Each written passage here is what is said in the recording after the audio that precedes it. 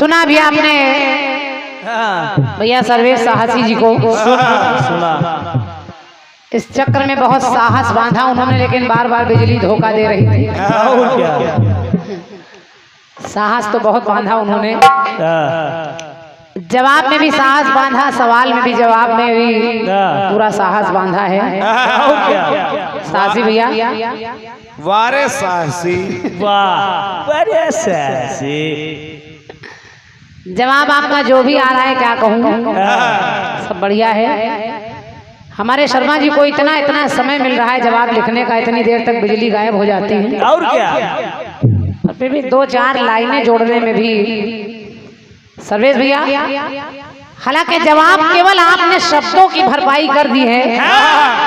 मैं कहती कुछ नहीं, लेकिन आपके गीत के जवाब का अर्थ ही नहीं निकल रहा है।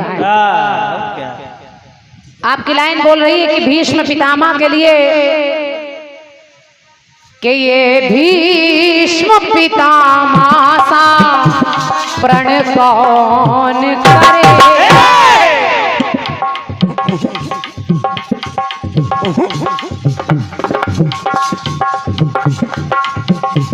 लाइनें बोल रही है कि अब भीष्म नहीं होंगे तो प्रण कौन करे, और उस युद्ध भूमि में फिर रण कौन करेगा।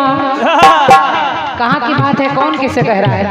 और फिर पारथ पितामह को रखना संभाल कर। अरे पारथ कैसे रखेंगे पितामह को? पारथ तो स्वयं भीष्म पितामह को मारने के लिए बाण लेकर खड़े हो गए। जब वो खुद ही बाण लेकर खड़े हैं तो पारथ रखना संभाल के। तो यहाँ तक पुस्तकें बताती, पारथ तो छोड़िए, भगवान कन्हैया स्वयं चक्र लेकर आगे बढ़ गए। तो केवल लाइन भरपाई करने के लिए पारथ रखना संभाल के। वारे साहसी, जाने भैया। अब प्रण तोड़ कर ये मेरा वर्ण कौन करेगा। लाइन का क्या अर्थ निकल रहा है, क्या मतलब निकल रहा है, क्या प्रसंग है, उससे कोई लेना देना नहीं। बस केवल हमने कह दिया कि धनंजय केशव, धनंजय ने कहा केशव रखना संभाल के, तो उस लाइन की भरपाई करने के लिए खुद हंस रहे हैं बेचारे, क्या करें। बिजली चली जाती है तो ऐसे ही जवाब लिखे जाते हैं। और क्या, कुछ लोग तो बाहर हंसने गए। कोई बात नहीं, मैं टोकती नहीं, लेकिन इस खंड गीत के जवाब का कोई मतलब ही नहीं निकल रहा है। और क्या? कहाँ का प्रसंग है? भीष्म पितामह तो स्वयं सरसैया पर तड़प रहे हैं, और उनको रखना संभाल के, वरना रण कौन करेगा, वर्ण कौन करेगा। पारथ तो स्वयं बाण लेकर खड़े हैं। और क्या? लेकिन ठीक है, काम तो चल ही रहा है, सब अच्छा है, बढ़िया। वाह, कट पीस आपका बड़ा अच्छा आया है। कैसे आया? गीत कह रहा है क्या? मुझको क्या हो गया है, क्या इसका नाम दूं।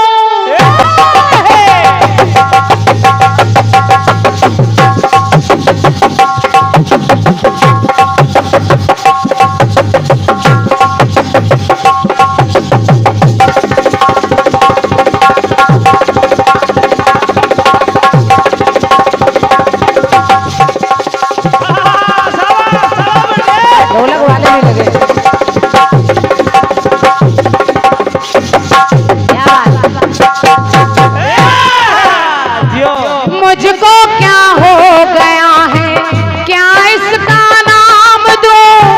कहते हैं प्यार जिसको ये तो बदनाम है। कहते हैं प्यार जिसको ये तो बदनाम है। मुझको बदनाम कर दो, मुझको बदनाम कर दो, पकड़ो मेरी कलाई। मुझको बदनाम कर दो, पकड़ो मेरी कलाई। जोबन पे जोबन आया, जोबन में ली अंगड़ाई। दिल देने की रुत आई, दिल देने की रुत आई, दिल देने की रुत आई, दिल देने की रुत आई।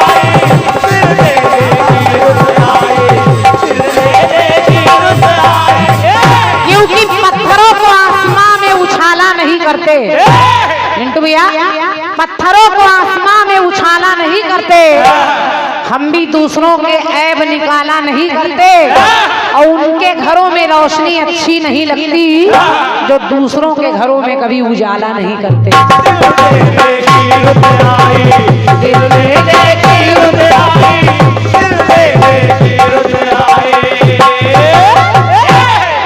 दुनिया है जिनके बसमा, राधा है उनके बसमा, और राधा है जिनके बसमा वो है मुरली के बसमा। कट्टी इसका जवाब सुनिए। सुनिए। कहते जहाँ राधा है वहाँ श्याम है, और जहाँ श्याम है वहाँ राधा है। तो कौन किसके बसमा? कान्हा है किशन कन्हैया,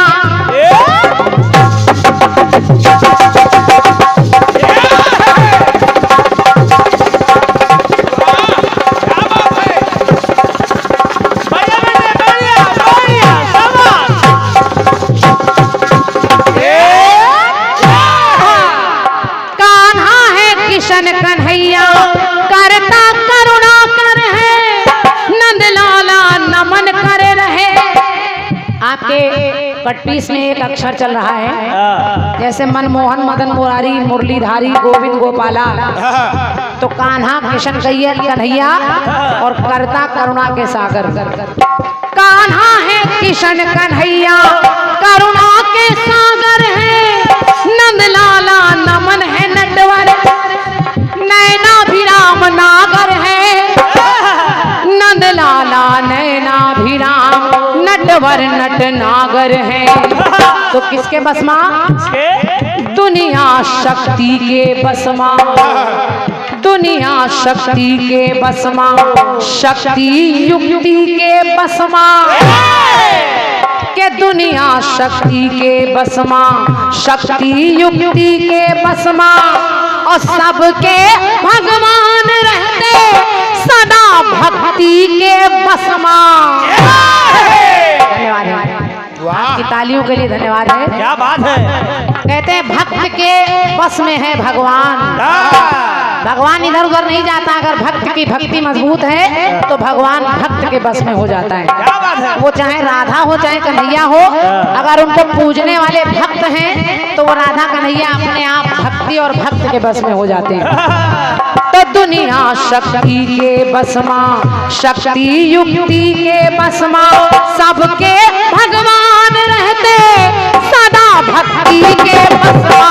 दुनिया शक्ति के बसमा, शक्ति युक्ति के बसमा, दुनिया शक्ति के बसमा, शक्ति युक्ति के बसमा, दुनिया युक्ति के बसमा और शक्ति युक्ति के बसमा, भगवान है भक्त के बसमा, तो सदा भक्ति के बसमा।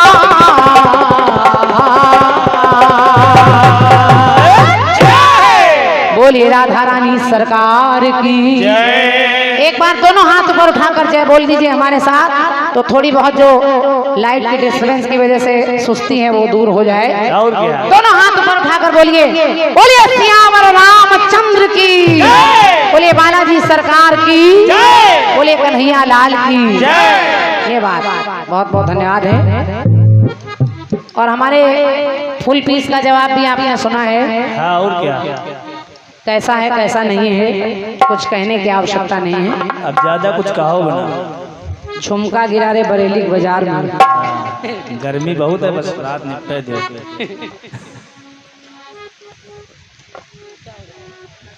चलिए एक गीत और सर्वेश भाई साहब की तरफ से आया है, उसका भी जवाब सुनिए।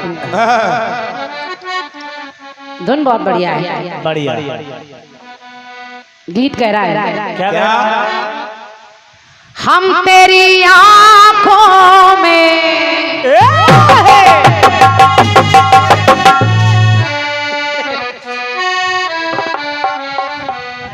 भैया हमारे राजेंद्र सिंह भाई साहब की ओर से 101 रुपए का पुरस्कार है। भैया को धन्यवाद है। गीत सुनिए मेरी तरफ से।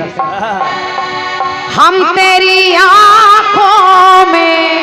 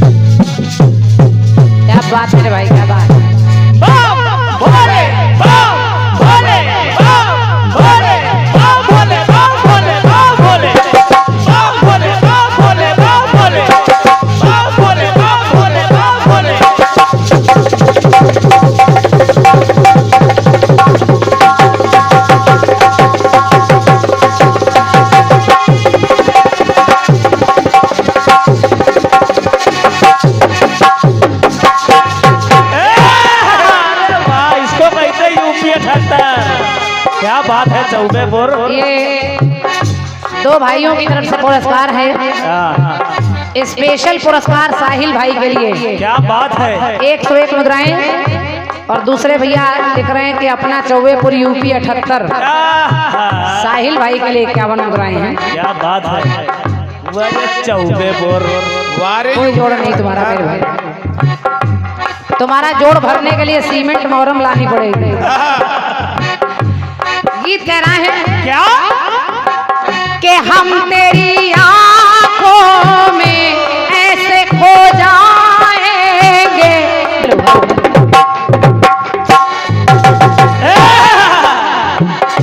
हम तेरी आंखों में ऐसे खो जाएंगे, दुनिया वालों को हम ना नजर आएंगे, दुनिया वालों को ना हम नजर आएंगे। आज हम तुम सनम मिलके ये वादा करें। क्या बात है। ये ओरिजिनल हाथ है। ऐसे आज तुम हम हो सनम मिलके ये वादा करें, तू मेरे दिल में रहे हो, तू मेरे दिल में रहे, मैं तेरे दिल में रहूं। आज हम तुम हो सनम मिलके ये वादा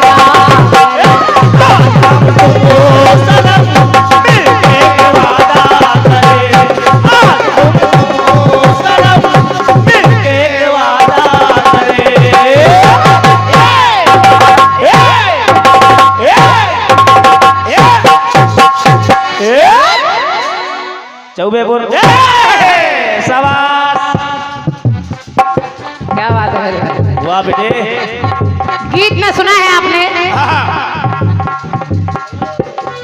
भरे दरबार आ गया चुनौती दे डाली, और वो कह रहा है कि दया जीवों पर करो अब शस्त्र उठाओ ना, रुक गया मैं भी और तुम भी रुक जाओ ना। यानी अंगद कह रहे हैं कि रावण मैं रुक गया तो तुम भी रुक जाओ ना। केवल यही नहीं कहा अंगद ने, अंगद ने देखिए सही बात क्या कही। क्या सुनिए, हम चाहते तो रावण की तरफ से जवाब देते कि रावण भी कह रहा है कि मेरे पास इतना ज्ञान है, मैं 6 शास्त्र 18 पुराणों का ज्ञाता हूँ, 4 वेदों का ज्ञाता हूँ, काल को मैंने पार्टी में बांध रखा है, पवन मेरे यहाँ झाड़ू लगाते हैं और ये बंदर मेरे आगे मुंह चला रहा है। तो जवाब लाया जा सकता था, लेकिन जवाब की जगह आपने वहां से छोड़ी है, तो मैं देखिए जवाब लेने का प्रयास कर रही हूँ कि भरत जी ने सही में क्या कहा। क्षमा करिए, अंगद जी ने जब अपने पैर जमा दिया, रावण ने अपने दूतों को भेजा, कहा कि जाओ इसका पैर हिलाकर फेंक दो उधर। एक से एक बलशाली उठे, जैसे वहां कोई धनुष नहीं हिला पाया वैसे इधर कोई उनका पैर नहीं हिला पाया। और जब पैर नहीं हिला पाए बड़े बड़े बलशाली, तो रावण स्वयं उठा और हंसने लगा। ऐसे हंसने लगा।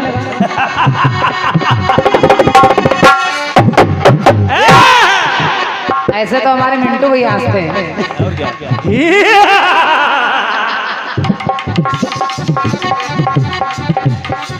जब रामलीला में रोल करते हैं तो ऐसे ही हंसते हैं। अब देखिए, जब अंगद बढ़े, अंगद के सामने वो रावण उठा और बढ़ा पैर उठाने के लिए, तो अंगद कहने लगे, आपके गीत में कुछ विरोधाभास चल रहा, हंसना रोना जागना सोना। तो उन्होंने कहा, सुन पापी रावण, जो लेना भी जरूरी है,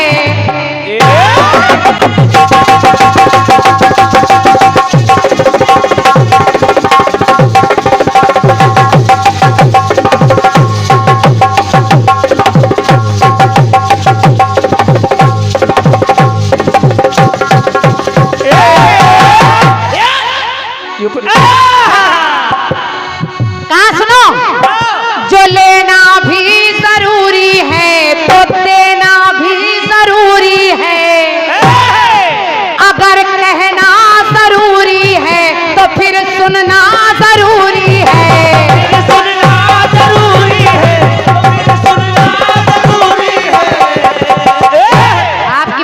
अलग है, लेना जरूरी है, देना जरूरी है। और अगर किसी को 4 बातें सुना रहे हो तो फिर सुनना भी जरूरी है। अगर जो लेना भी जरूरी है तो देना भी जरूरी है, अगर कहना जरूरी है तो सुनना भी जरूरी है, अगर बनना जरूरी है तो बिगड़ना जरूरी है। सृष्टि में जो चीज बनती है वो बिगड़ती जरूर है, चाहे भवन हो, चाहे आपका अहम हो, चाहे शरीर हो, ये एक दिन बनता है तो बिगड़ता है। अगर बनना जरूरी है तो बिगड़ना जरूरी है, और तने रहना जरूरी है, और अकड़ना जरूरी है।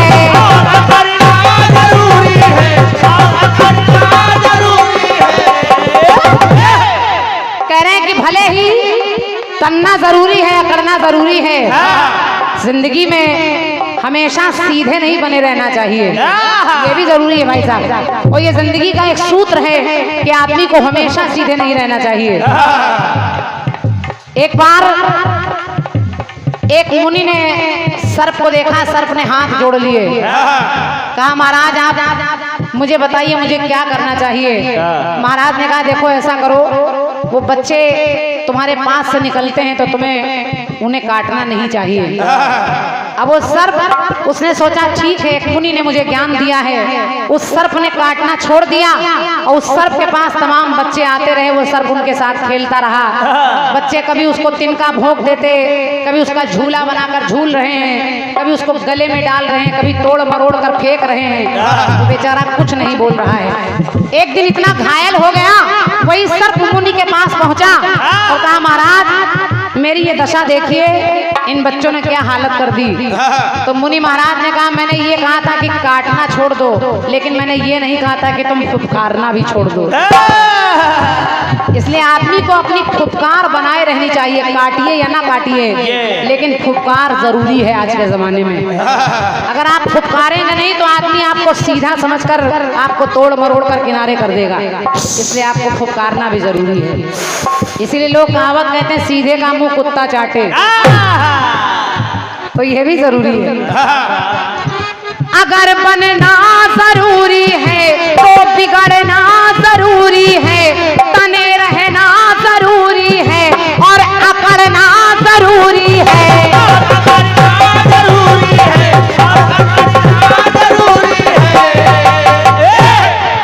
जो बिगड़ना जरूरी है तो फिर बनना जरूरी है।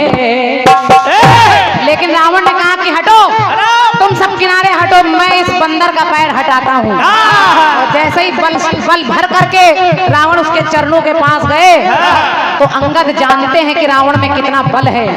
अंगद जानते हैं कि रावण मेरा पैर हटा देगा, तो अंगद ने अपना पैर स्वयं हटा लिया और हटाते हुए कहने लगे कि ऐ रावण, मेरी शरण में नहीं, शरण में उनकी जाके, शरण में उनकी जाके तुम भी तर जाओ ना। आप अपनी लाइन में लाइएगा कि शरण में उनकी जाके। आपकी लाइनें जो बोल रही भैया, आपकी लाइनें कह रही कि मैं रुक गया तुम भी रुक जाओ ना। केवल रुकने के लिए नहीं कहा, अंगद ने कहा सुनो रावण, कि शरण में उनकी जाके तुम भी तर जाओ ना, और चरण मेरे ना पकड़ो,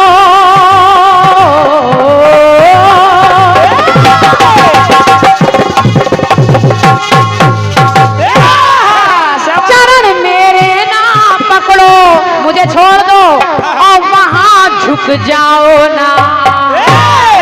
तो शरण में उनकी जाके तुम भी तर जाओ, शरण में उनकी जाके तुम भी तर जाओ ना, शरण में उनकी जाके तुम भी तर जाओ ना। एक पंक्ति और जोड़ रही हूँ, जवाब बड़ा है लेकिन छोटा हो जाए ताकि गीत ज्यादा हो जाए। कहा क्या? चलना भी जो जरूरी है,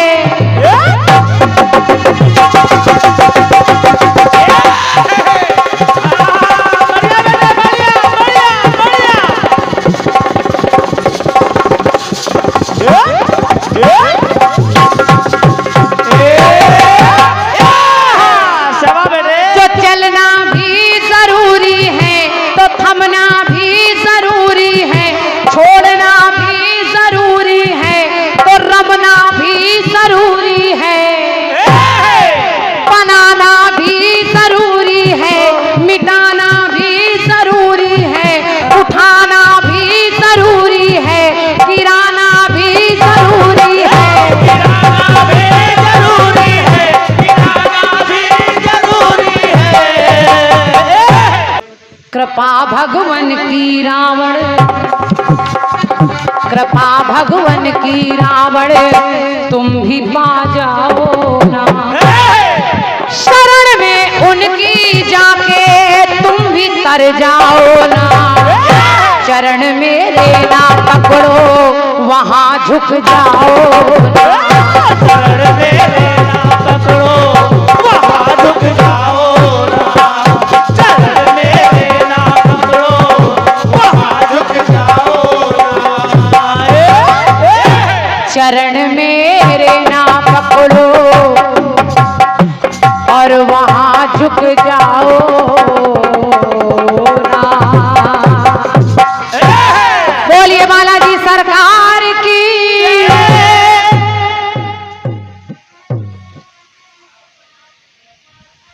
और ये श्रीमान लाल जी स्वर्गीय नीलकमल जी के छोटे भाई, नवरात्रि मेला समिति संदोहन देवी मंदिर चौपटिया लखनऊ, संयुक्त परिवार एक परिवार। और भैया ने लिखा है आपके सही जवाब के लिए पुरस्कार है। क्या बात है, बहुत बहुत धन्यवाद है। वाह। और 201 मुद्राओं का पुरस्कार इंदिरा नगर लखनऊ टीकापुरवा दुर्गा मंदिर से आए भैया राम लखन क्रोधी जी, आपने भी लिखा है कि आपके जवाब पर खुश होकर क्या बात है। अच्छा लग जाए तो हम लोगों का सौभाग्य है, वरना बार बार जैसे ही जनरेटर में तेल खत्म हो जाता है वैसे यहाँ खेल खत्म हो जाता है। तो हम लोगों को फिर जोश भरना पड़ता है अपनी बात को रखने के लिए। तो एक छोटा सा गीत, और गीत के बाद एक छोटा सा केवल आपके आनंद के लिए हमारे मिंटू भैया की इच्छा है कोई राजनीतिक कटपीस हो जाए और तो हम कटपीस आपको सुना देंगे, और मेरा विश्वास है आपको अच्छा लगेगा। बिल्कुल। क्योंकि कार्यक्रम में थोड़ी बहुत गर्मी बनी रहनी चाहिए, गर्मी तो वैसे भी बहुत है, इतनी गर्मी है कि पसीना पोछे पोछे परेशान है सब। सुनिए गीत आया कैसे, बहुत सरल धुन है, सर्वेश भैया बड़े आराम से गाइए। हालांकि जो इसके पहले गीत मैंने गाया था झुमका, जो मैंने अभी इसके पहले धुन गाई थी, उसमें आपने 2-2 लाइनें पूरी पूरी गाई ही नहीं है। झुमका गिरा ले बरेली के बाजार में, तो उसमें केवल 2-2 लाइनों से काम चला लिया है आपने। लेकिन इस धुन को फिर सुनिए और फिर गाने का प्रयास करिए। सर्वेश भैया ठीक कर रहे हैं। गीत कह रहा है कि प्यार में प्रेमी अक्सर पहले झगड़ा करते हैं।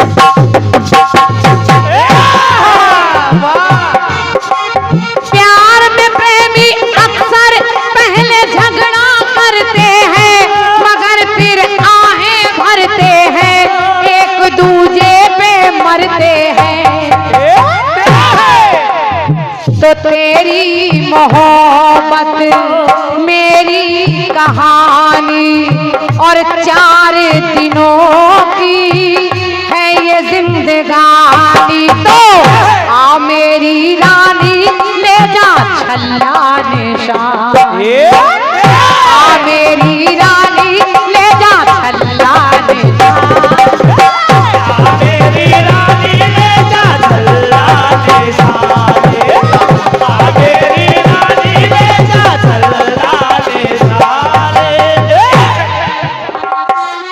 साहू जी चाय लाए हम समझे पानी। धन्यवाद साहू जी। और बहुत देर से इच्छा भी थी कि एक चाय मिल जाए, तो शायद ये गीता दीदी ने चाय भिजवाई हुई। अच्छा, हमारी गीता दीदी जी जहाँ भी कीर्तन सुनने आती मेरे लिए पर्सनल चाय बना कर लाती हैं आप। और क्या? ये उनका प्यार है, और ये प्यार सब कलाकारों को नहीं मिलता है, मुझे मिलता है, तो हृदय से आभार व्यक्त कर रही हूँ। तो तेरी मोहब्बत मेरी जवानी और 4 दिनों की है ये जिंदगानी। तो हाँ मेरी रानी ले जा छल्ला निशान, मेरी रानी ले जा छल्ला निशान, आ मेरी रानी ले जा छल्ला निशान। अलीगंज पुराना हनुमान मंदिर से आए। कीर्तन के बहुत बड़े शौकीन हैं आप। क्या बात है। बहुत अच्छा कार्यक्रम भी कराते हैं और क्या। हमारे हरि प्रसाद भाई साहब। आपकी ओर से आपने तमाम सारा पुरस्कार मेरे ऊपर लुटा दिया है और क्या। और 51 मुद्राएं आपने हमारे साहिल भैया के लिए और कहा है कि गजब की ढोलक बजा रहे हैं। धन्यवाद है। हालांकि तीसरा चक्र है, आप भागे नहीं, बहुत बड़ी बात है। और क्या, इसको हम भागने नहीं देंगे आज। आइए आइए, एक शंकर पार्वती का जोड़ा और आ रहा है और ये भी प्यार हर जगह मिलता है मुझे। आ मेरी रानी ले जा छल्ला निशानी। गीत सुनिए, 3 टुकड़ों में गीत गाऊंगी। बहुत छोटी बहर का गीत है, बहुत जल्दी पूरा हो जाएगा और सर्वेश भैया बहुत ध्यान से सुनिए। पहले माला पहनिए।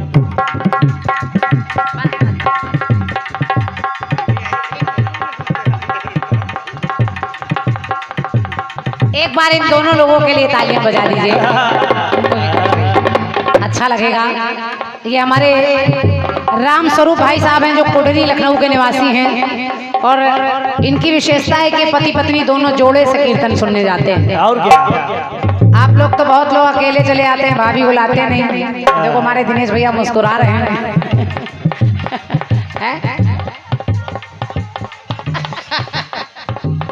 ये तो इन्हीं से पूछना पड़ेगा। हमारे बिट्टू भैया कह रहे हैं गुरु मंत्र कौन सा है तो बता दीजिए।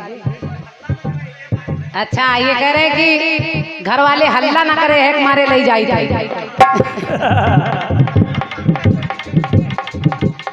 तो हमारे राम स्वरूप भैया और हमारी भाभी जी, आप दोनों की तरफ से ये पुरस्कार और पुष्पहार है। मेरी तरफ से आप दोनों को धन्यवाद है। ईश्वर आपकी जोड़ी सलामत रखे, दोनों का प्यार ऐसे ही बना रहे और जहाँ जहाँ कीर्तन हो।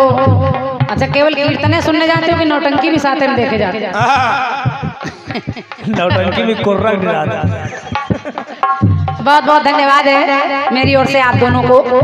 101 मुद्राएं कानपुर बिकरू गांव से भैया आए हैं, उनकी ओर से है। बिकरू गांव है चौबेपुर। विकास दुबे। तो मेरी ओर से धन्यवाद है आपको भी। अच्छा अच्छा, भैया को धन्यवाद। अरे नहीं भाई, देखिए नाम लेने में कोई बुराई थोड़ी है। कुछ लोग कैसे कैसे नाम अमर कर जाते हैं, नाम अमर हो जाते हैं। और क्या, सबके अपने अपने तरीके हैं। लेकिन गीत सुनिए। और मैं निवेदन कर रही हूँ, 3 टुकड़े सुना रही हूँ, आपको अच्छा लगेगा। और हमारे बिकरू से जो भी भैया लोग आए हैं सुनिएगा। एक ऋषि, अब पति पत्नी के जोड़े को देखा है मैंने, तो हमारी माताएं बहनें भी कुछ सुन रही हैं, मैं आप सभी निवेदन कर रही हूँ, सुनिएगा। एक ऋषि जिनका नाम है मांडव्य ऋषि, वो एक शूली पर बैठे हैं, एक नोक पर। एक सती है, उस सती का नाम है सती शांडली। सती शांडली के पति के शरीर में कोढ़ है, कोढ़ी है, वो चल नहीं सकता। एक दिन वो सती ने देखा कि सामने से एक वेश्या उसके दरवाजे के सामने से निकल कर गई, नाचने वाली, और उसके पति का मन, यानी सती शांडली के पति का मन उस वेश्या पर आ गया। हमारी माताएं बहनें भी गौर से सुनेंगी, ये हमारी संस्कृति के प्रसंग हैं जो आपको अच्छे लगेंगे। शांडली ने अपने पति से कहा, स्वामी आप उदास बैठे हैं, क्या चाहते हैं बताइए। तो उनके पति ने कहा, देखो मैं कोढ़ी हूँ, मैं चल नहीं सकता, लेकिन मैं चाहता हूँ कि ये जो वेश्या निकल कर गई है मैं इससे मिलूं, एक बार मैं इससे मिलूं, मैं इससे बात करूं।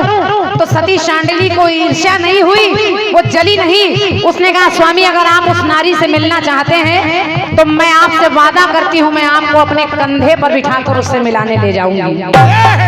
और देखिए वो नारी अपने पति को लेकर चल पड़ी, और जब चल पड़ी तो भारतीय सनातन धर्म का इतिहास देखिए कि वो नारी जब अपने पति को लेकर जाने लगी तो वही ऋषि जो एक शूली पर बैठे हैं उनको बहुत पीड़ा हो रही है, दर्द हो रहा है।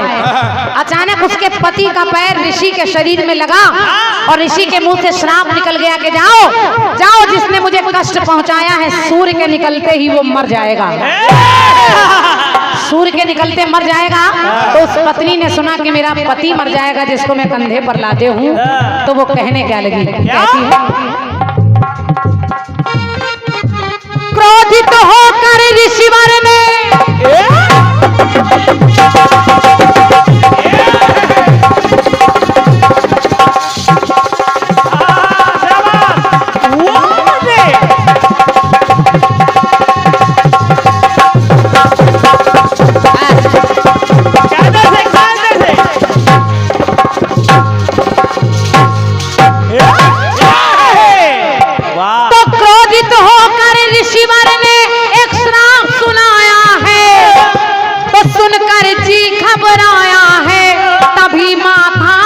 घबराया है।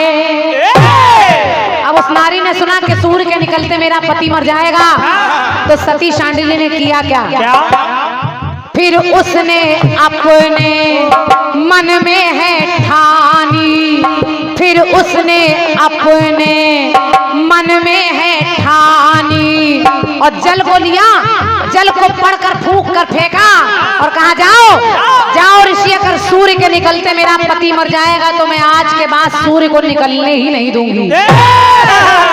और उसने सूर्य को निकलने नहीं दिया तो लिखना पड़ा, फिर अपने मन में ये ठान ठानी के होने ना दूंगी मैं सुबह सुहानी। तो पत्नी से पाई पति ने जिंदगानी, के पत्नी से पाई पति ने जिंदगानी।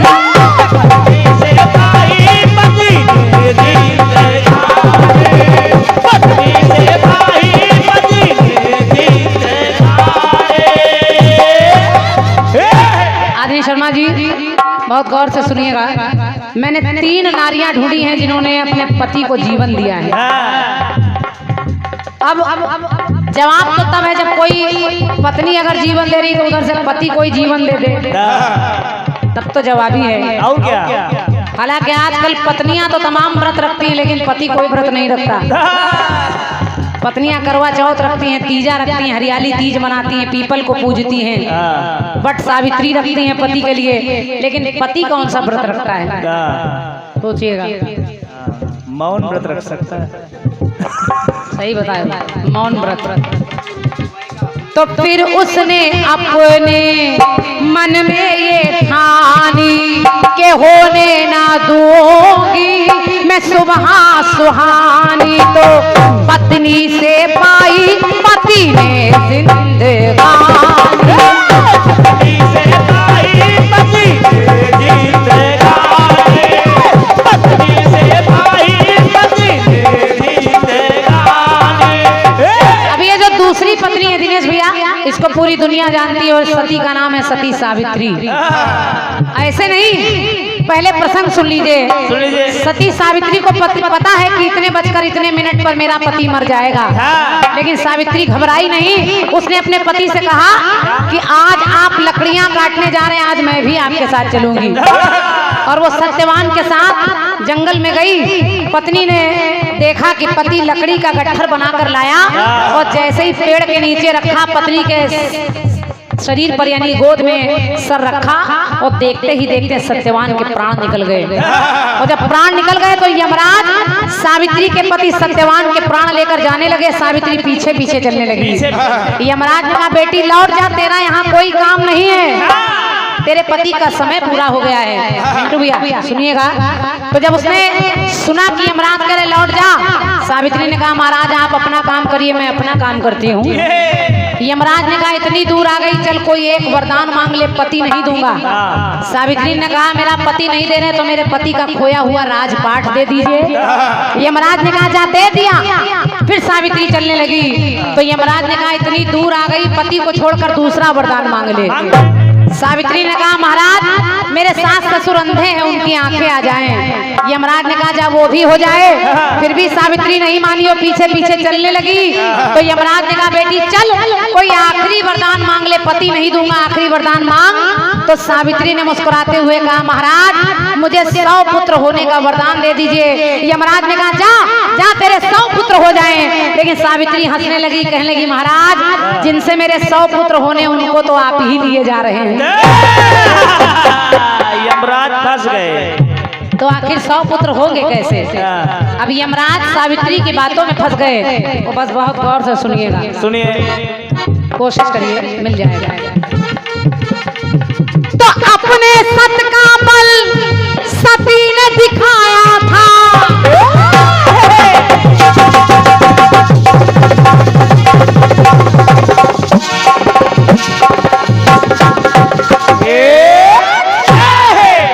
अपने सत का बल उस सती ने दिखाया था, यम को उलझाया था, उन्हें बातों में फंसाया था।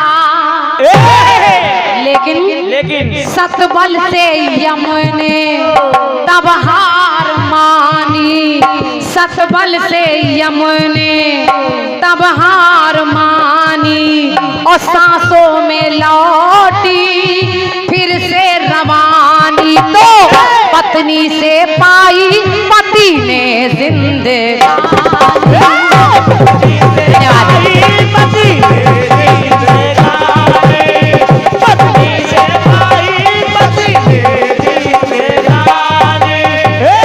तीसरी कहानी हमारी माताएं बहनें सुने, और यहाँ सब पत्नियां हैं जो पति को जीवन दे रही हैं। अभी बोलते भैया, एक लोक कथा मिली मनु भैया। उस लोक कथा में एक पति पत्नी का जोड़ा है, वो भगवान भोलेनाथ और पार्वती जी के भक्त हैं। उन्होंने दोनों को मनाया, भोलेनाथ प्रकट हो गए, कहने लगे मांगो। उन्होंने कहा मेरे कोई संतान नहीं, अगर हो सके तो एक पुत्र दे दीजिए। भोलेनाथ ने कहा मेरे पास 2 पुत्र हैं, एक पुत्र मूर्ख है जिसका जीवन बहुत ज्यादा है, एक पुत्र बुद्धिमान है लेकिन उसका जीवन थोड़ा है, वो जल्दी मर जाएगा, 16 वर्ष की आयु में मर जाएगा। उन लोगों ने सोचा मूर्ख रखने से अच्छा है बुद्धिमान पुत्र हो जाए, बाकी देखा जाएगा। उन्होंने कहा भोलेनाथ हम चाहते हैं आप मुझे बुद्धिमान पुत्र दे दीजिए। अब वो बच्चा 5 वर्ष का हो गया, माँ बाप की चिंता बढ़ने लगी। ध्यान से सुनिएगा, सुनिए। बच्चा बड़ा हो गया, माँ बाप की चिंता बढ़ने लगी। उनके माँ बाप ने सोचा कि इसको गुरुकुल में शिक्षा दिला दी जाए। अब बच्चा 16 साल का हो गया शिक्षा पाकर, तो माँ बाप ने उसका भाग्य एक लड़की के भाग्य से बांध दिया, यानी उसकी शादी करा दी। अब सुहाग रात की पहली रात है, पति पत्नी दोनों बैठे हैं। अचानक यमराज को पता चला कि आज इसके मरने का दिन है। यमराज सांप का रूप बनाकर आए और आकर उस बच्चे को डस लेते हैं। जैसे ही डसा, वो पत्नी घबराई नहीं, पहली रात है। उसने यमराज जो सांप बने हैं उनको उठाया और एक कमंडल में ठूंस के भर दिया। कहा जाओ, अगर मेरा पति मर जाएगा तो तुम भी नहीं जा पाओगे, हम तुमको भी नहीं जाने देंगे। अब यमराज बिलखने लगे, परेशान हो गए कि मैं निकलूं कैसे। देवता भी परेशान हो गए कि अगर यमराज नहीं निकलेंगे तो मरने वालों को ले कौन जाएगा, वो भी काम जरूरी है। तो देवताओं ने आकर उस देवी को मनाया, लेकिन जरा देखिए पंक्ति कह रही है, सुनिए। उमा महेश ने आकर उसको दरस दिखाया है।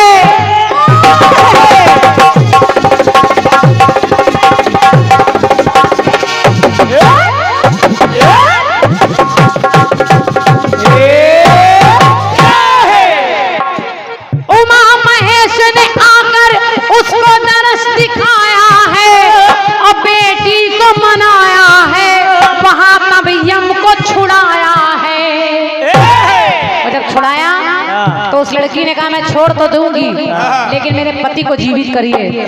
पति जीवित हुआ तो लिखना पड़ा, देकर सुहाग चले शंभु भवानी, तो जाने जमाना सती की कहानी, तो पत्नी से पाई पति ने जिंदगानी, पत्नी से पाई पति ने जिंदगानी, पत्नी से पाई पति ने जिंदगानी, पत्नी से पाई पति ने जिंदगानी, पत्नी से पाई पति ने जिंदगानी।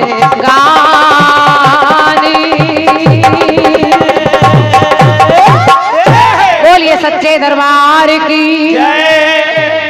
ये 101 मुद्राएं हैं। संयुक्त परिवार एक परिवार, श्री रामेश्वर समिति, निवेदक श्री राजा राम यादव जी, आयोजक स्वर गा रहे हैं। क्या बात है। जाता रूमाई के दर्शन तू कारे,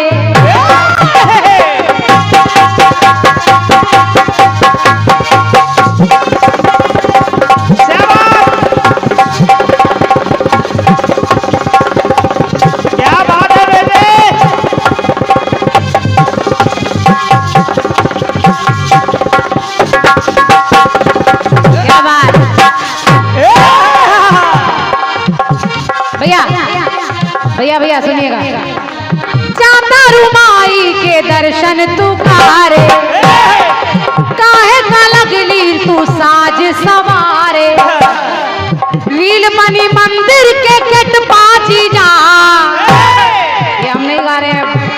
वाले गा रहे गा हैं। रहे रील बनी मंदिर के गेट पाजी जा, वीडियो बना के डालब नेट पाजी जा, मानव ना हम चॉकलेट पाजी जा, बुलेट पाजी जा,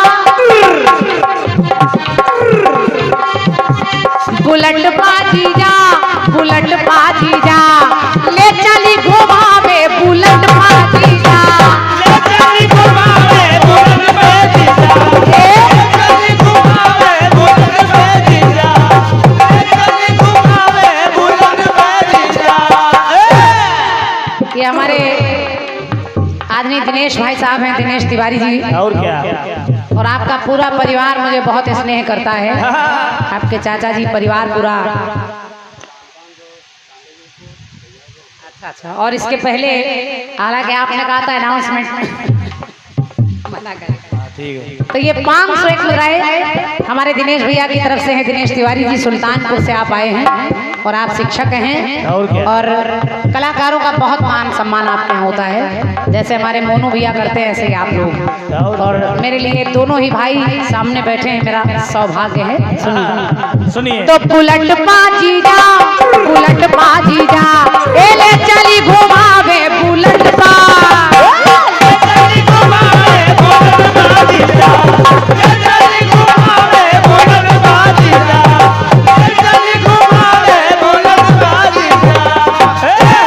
मिंटू भैया। हालांकि मेरा किसी राजनीति पार्टी से लेना देना नहीं है, तो उसका कारण ये है कि हम कलाकार हैं, और क्या? हमको सब जगह जाना पड़ता है, हाँ। तो इसलिए कलाकार की अपनी एक पार्टी होती है, और मुझे इसलिए लेना देना नहीं क्योंकि मेरी अपनी खुद एक पार्टी है, क्रांति माला एंड पार्टी। और क्या, जिसका चुनाव निशान ढोलक और हारमोनियम। हम लोगों को समझो प्रचारक, सही बताया। सबसे बड़े प्रचारक हम। लेकिन आपको हो सकता है मेरा कट सुनकर लगे मैं राजनीति की बात कर रही हूँ, बात राजनीति की नहीं है, लेकिन आपको लगेगी राजनीति की। सर्वेश भैया, मैंने अपने गीत में कुछ जो पढ़ने लिखने में आए रिश्ते नहीं है, लेकिन रिश्ते नजर आते हैं उनके नामों में, वो लेने का प्रयास किया है। जैसे सुनिए, गांधी जी बापू नेहरू चाचा कहाँ आए,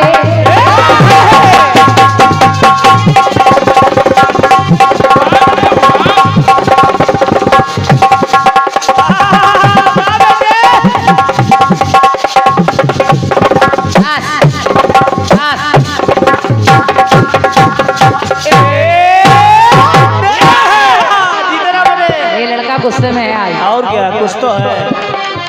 इसी की ढोलक बजाने से इतनी देर जनरेटर रुका है। गांधी जी को लोग बापू कहते हैं, जबकि ये बापू सबके नहीं है, लेकिन बापू दुनिया कहती है। और क्या, नेहरू जी को लोग चाचा कहते हैं, ये सबके चाचा नहीं है, लेकिन चाचा कहते हैं। चाचा नाम में रिश्ते छुपे हैं, देखे कैसे कैसे?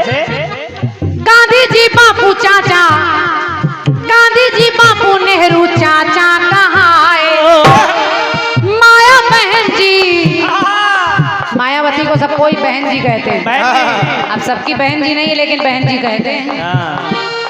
माया बहन जी ममता को दीदी पाए, ममता बनर्जी को पूरी दुनिया दीदी कहती है, दीदी, जबकि पूरे लोगों की दीदी नहीं है, लेकिन दीदी हैं।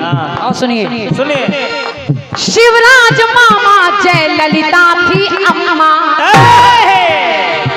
शिवराज जी को लोग मामा कहते हैं, और जय ललिता को पूरी दुनिया अम्मा कहती है, जबकि सबकी अम्मा नहीं है, सबको जन्म नहीं दिया, लेकिन अम्मा है। अम्मा शिवराज मामा जय ललिता थी अम्मा, रघुराज प्रताप राजा भैया है तम्मा, राजा नाम है उनका, लेकिन दुनिया उनको राजा भैया कहती है। जाने भैया, लेकिन एक पंक्ति सुनिए, नामा रिश्ता समझ माँ आवा, संविधान माँ एक पावा पावा, संविधान में कौन है? बाबा साहब अम्बेडकर, उनको सब बाबा कहते हैं, बाबा, जबकि बाबा नहीं है, लेकिन आजकल एक बाबा बहुत छाए हैं, कौन से? सुनिए, गुंडो मवाली पर बोले धावा, गुंडा मवाली पर बोले धावा, कहते हैं लोग यूपी में कावा।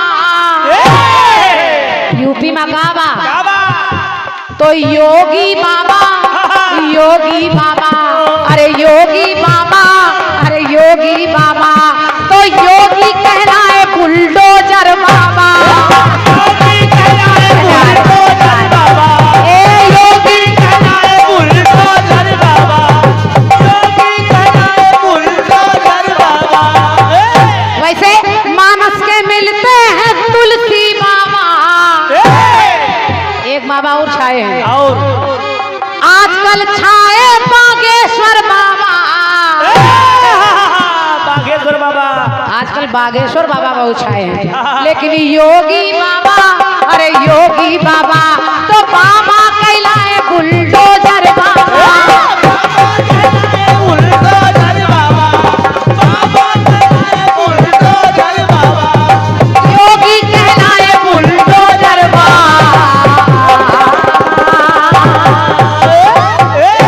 बोलिए सच्चे दरबार की जय। बोलिए गोरखनाथ बाबा की जय। मेरी ओर से खंडगीत रहा आपके आनंद के लिए।